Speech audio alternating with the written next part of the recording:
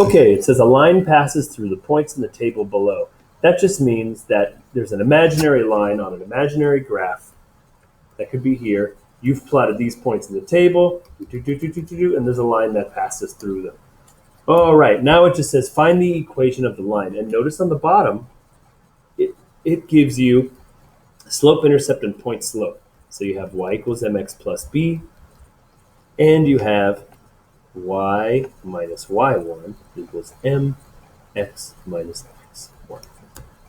Okay, so the two things that we need, well, we need the slope and we need the y-intercept for this particular form. So let's see if we can figure out the slope. From 7 to 4,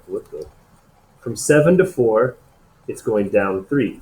And from -8 to -4, it's going up 4. Let's see if that's continuing to be true. Here, going by 3, yep, subtracting 3. Here, it's adding 4. It's adding 4. Okay, so we do have that pattern, which means your slope is -3 over 4. It doesn't really matter which of the -3s and 4s you use. You have -3 over 4, so that's your slope. Now, the y-intercept is always the one where x is 0. In this case, it's 1. So now all we got to do is plug this in. We have y equals, we have our slope, so -3 over 4x, and then our y-intercept is 1.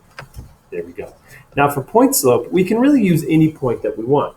So let me erase this here. I'm going to choose a point that's easy. You know what? I think I'm going to choose the same point because there are no negative numbers in this one, and I think that's easier. So here's what I always do.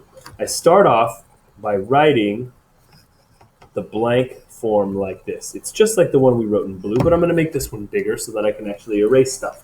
So what happens is a lot of times when students try to do without writing the equation blank first, they jumble things around. So at least if you copy it directly, then you can replace stuff. For example, the m is actually going to be -3/4. So you notice I've erased the m and replaced it.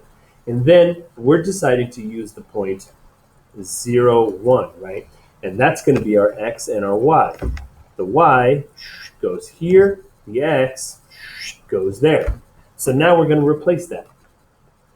We're going to put a 1 here, 1, and we're going to put the x here, 0, and that's it.